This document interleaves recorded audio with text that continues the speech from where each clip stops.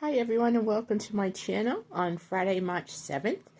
And today I'm just going to do a comical little walk down memory lane with you guys. And I'm going to show you some items that are old that I use every day. So let's get into it. Okay, so this is a little wooden stool. It might be 8 inches off the ground, maybe a foot.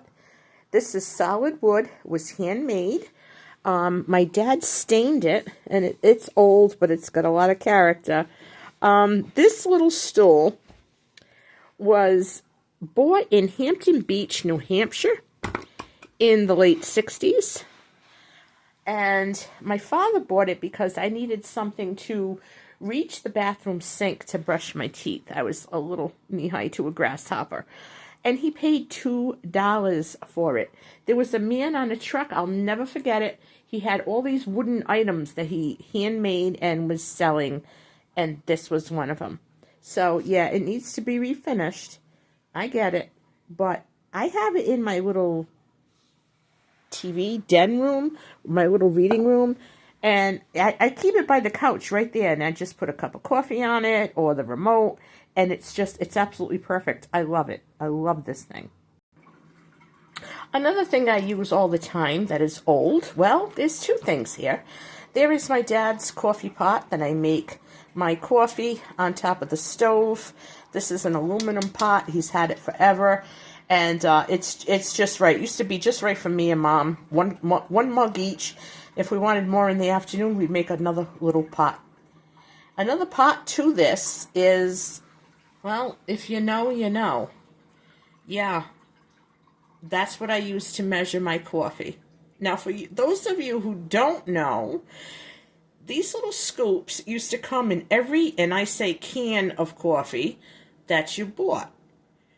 Back in the 60s, probably early 70s or mid-70s, and then they stopped. My mom had a bunch of them. I don't know where they all went, but somehow we managed to keep one of them. So that's what I use every day to measure my coffee. We don't use tablespoons, as some people would say, a tablespoon. This scoop is, I think it's from Chuck Full of Nuts. And one of these is a tablespoon and a half of ground coffee. So these are the two things I use every day to make my coffee. Okay, so you're probably saying, who is the lady in that picture? No, it's not my mom.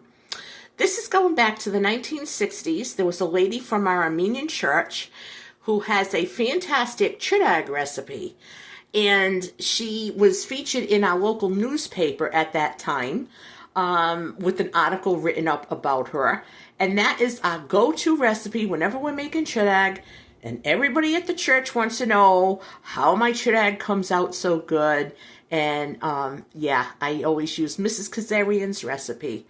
So there it is. And it's so old, that little piece of paper. I ended up framing it, and I leave it on the wall because I don't want anything to ever happen to it. So someday my granddaughters can have that. I think it's kind of cool.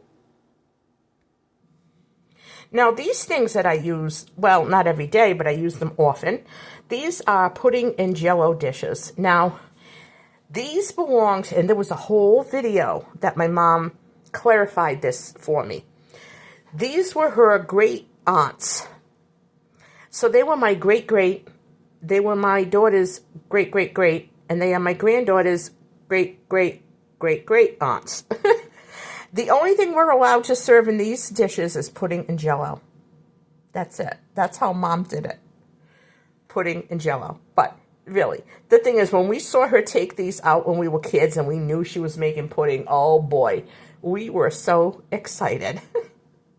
So those are two other things that we use often that are old in my house. Now this beauty here is Fenton. I don't know if I could say I use it. I mean, I put it out mostly in the springtime. And this was a housewarming gift from my aunt and uncle to my parents when they bought the house in 1965. See? Isn't it beautiful?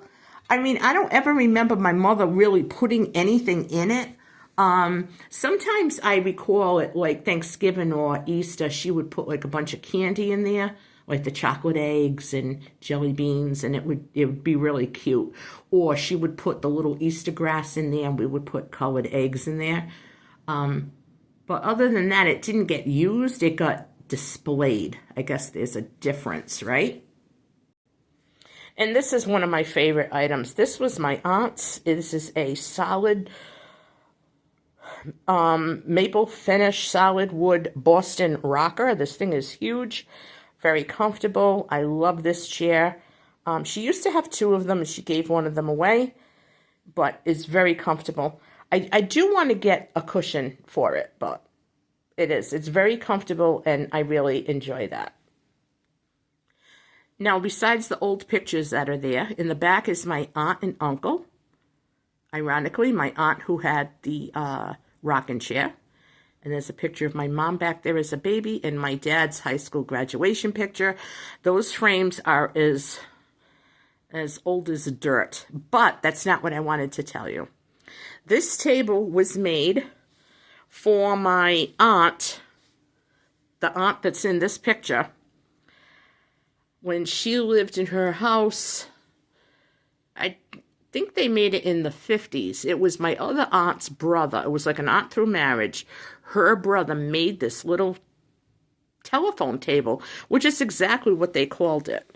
And it had has a little drawer. And it's solid wood, but there's nothing here on top. I don't know what that is. It's just something he put on there. I don't want to say linoleum. And my mom always wanted like a butterfly mosaic tile put on there. So I'm going to see what I can do. And I'm going to refinish it and just stain it the same color. I'm just going to sand it, clean it up, and restain it.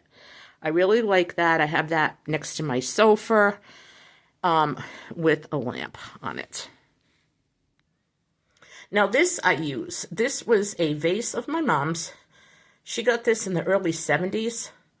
With some roses in it. It's absolutely beautiful. It looks like a burgundy-ish brown rose. I can't really explain it, but it's very pretty. The colors are muted, and it says, I can't read what it says. I don't know if it was like made in Japan or something, but that is real gold around the trim, and I like to keep that on my mantle. This is part of my bedroom set. Yes, that same aunt, I was named after her, as was my granddaughter. And this is part of her bedroom set that she gave me. There's a vanity and a dresser to go with it. She was married in 1935, and this had to be right after they got married. This is that waterfall pattern. I love this. I have a vanity, it's so cute, and another dresser. Okay, here's the last two things that I can think of. This is an alarm clock radio. That was my dad's, and he had this in the early 80s, I think. Used it right up to the end, and I actually find that I like this. I like listening to the radio at night before I go to bed. I'm going to show you it still works. See? Still works. So, yep. That still works. And I still have a landline. Actually, my other landline is a cordless phone, but I have this kind with the curly wire. And yeah, I really like my landline. It's very dependable. You get pristine reception on it. I love it. I absolutely love it. Okay, so there's one more thing I wanted to share. Yep, that same aunt. I was so thrilled that I was named after her when I was born, that she brought me this teddy bear when I was born. And I named him Brownie for some reason. When I got older, that was his name. And she died over 30 years ago, and she still couldn't believe that I still had him. This is my baby. He's got a little bell in his ear. You can hear it. So his name's Brownie. Yep, I still got him. That baby's going to be 62 years old. So I hope you guys liked this little tour of old things that I still enjoy and still use. I don't really use Brownie for anything other than display. But yeah, I thought this was a fun little tour of some old things I have in my house that I still use. Let me know if you like it, if you have anything old in your house that you still use, that you still find useful and comforting, and that brings you joy. As always, hit the like button and hit subscribe if you like. I'd love to have you come back. Thank you so much and have a great day.